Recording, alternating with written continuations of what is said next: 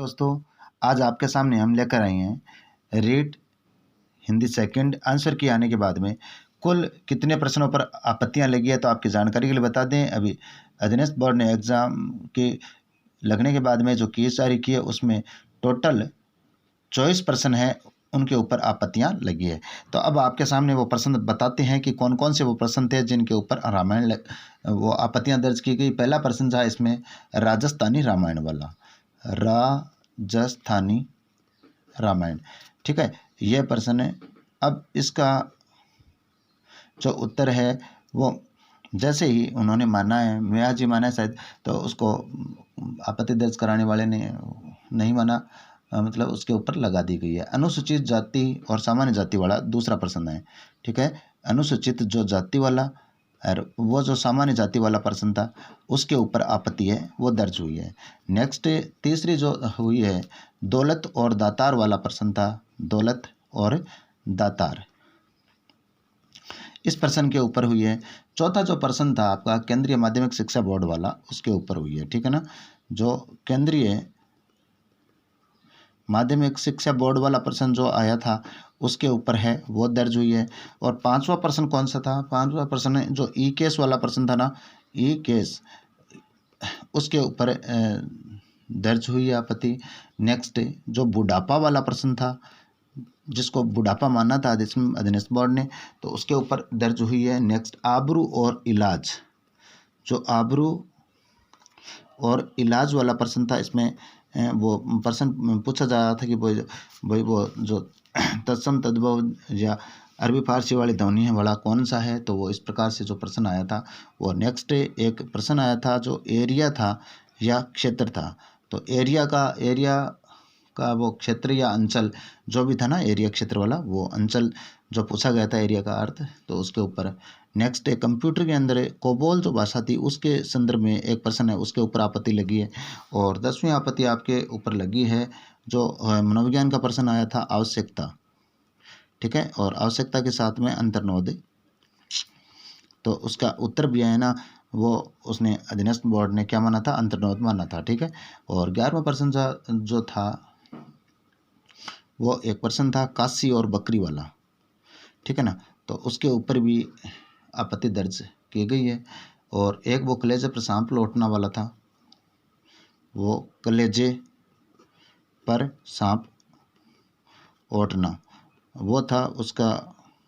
और उसके साथ में ही वो उसी का जो बताया गया था ना, देवता कूच करना, देवता कूच करना, तो वो जो मुहावरे लोकोक्ति वाला प्रश्न था उसके ऊपर भी लगी है। नेक्स्ट जो आपकी लगी है विशेषण वाला प्रश्न पूछा गया था, आपने देखा होगा, कन्या और प्रभा वाला जो प्रश्न था उसके ऊपर लगी। अब देखना ये कि गवर्नमेंट क्या करती है। और जो जोधपुर के संस्थापक वाला जो प्रश्न आया था वो भी प्रश्न है, वहाँ पर भी दिया गया था, तो उसके अंदर जोधा और जो सिन्हा था उसके ऊपर भी आपत्ति दर्ज हुई है। हालांकि इसका सही उत्तर वो राव सिन्हा ही होगा। और उसके साथ साथ 15वां जो प्रश्न था बीकानेर प्रजा परिषद है, ठीक है ना, बीकानेर प्रजा परिषद, इसकी भी आपत्ति दर्ज करवाने वाले ने करवा दी। लेकिन हम जानते हैं कि भाई बीकानेर प्रजामंडल है वो 1938 है, और बीकानेर प्रजामंडल की स्थापना है वो 1936 है, जबकि बीकानेर प्रजा परिषद की स्थापना 1942 है, ठीक है ना। लेकिन आपत्ति दर्ज कराने वाले का तो क्या जाता है भाई, वो तो करवा ही देता है, इसके ऊपर भी हुई है। नेक्स्ट जो जनसंख्या से संबंधित आया था वो प्रश्न है, उसके अंदर जो हिंदी और अंग्रेजी के अंदर गलत था, जयपुर और कोटा वाला था ना, जनसंख्या ज़्यादा, तो उसमें जो जनसंख्या ज़्यादा पूछी गई थी वो वैसे तो देखो यही है, जयपुर ही है, और उसके अंदर वो कोटा भी मान रखा था, तो जो भी है उन्होंने माना है। एक सरताज वाला जो प्रश्न आया था, सरताज और नारायण वाला प्रश्न था, इसके अंदर भी आपत्तिकर्ताओं ने आपत्ति दर्ज करवा दी। और नेक्स्ट जो अरिस्ट और क्रॉस था उसके ऊपर भी लाग दिया, ठीक है ना। एक अरिस्ट था, एक जो वो क्रॉस प्रश्न था, इसके ऊपर भी आपत्ति दर्ज हो गई है। नेक्स्ट जो आपका प्रश्न था मॉन्टेसरी विधि वाला, मॉन्टेसरी विधि, इसके ऊपर भी लगा दिया, ये मनोविज्ञान से संबंधित था। अब वो उसमें ये ऐसा पूछा गया था बच्चों के पढ़ाने के लिए वो जो विधि होती है वो कौन सी होती है। नेक्स्ट जो आपका 20वां प्रश्न था वो युवा और डिब्बा वाला प्रश्न था। हालांकि इसमें जो अध्ययन बोर्ड ने की में अपने डिब्बा सही कर रखा है, लेकिन युवा भी सही हो सकता है। तो अब देखना ये है कि कैसा करेंगे। एक जो सटता है, दूसरा कंजूसी है, ठीक है ना, उसके ऊपर भी।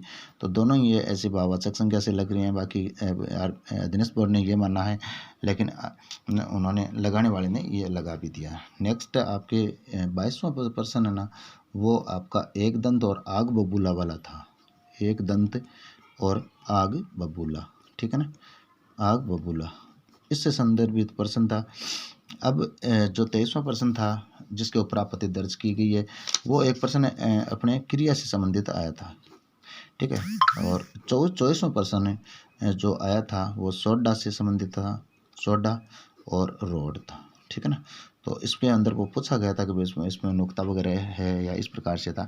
तो ये जो कुछ डाटा है आपके सामने मैंने रखे हैं, इतने प्रश्नों के ऊपर वो आपके राजस्थानी रामायण, अनुसूचित जाति, दौलत केंद्रीय, कुल मिलाकर के जो अब ये 24 जो प्रश्न हैं, ठीक है ना, 24 प्रश्न हैं, इनके ऊपर है वो आपत्तियां लग चुकी है। अब आपके कितने सही हो रहे हैं, कितने गलत हो रहे हैं। अब कुछ तो देखो इसमें ऐसा है कि बहुत सारे जने ना ये आपत्तियां लगा देते हैं जिनका गलत होता है, क्योंकि आपत्ति के एक प्रश्न के 100 रुपया लग रहे थे। प्रत्येक बच्चे ने किसी ने किसी पर लगाई, किसी ने किसी पर लगाई, तो इस प्रकार से आपत्ति लगा दी। और कुल मिलाकर के आपके देखना ये है कि गवर्नमेंट इनके ऊपर वापस किस हिसाब से, अगर इतनी आपत्ति नहीं लगती ना तो इस महीने के 30 तारीख तक, जैसे आज मैं जानकारी बता दूं, आज 24/4/2023 हो गई है ना, होगी ना।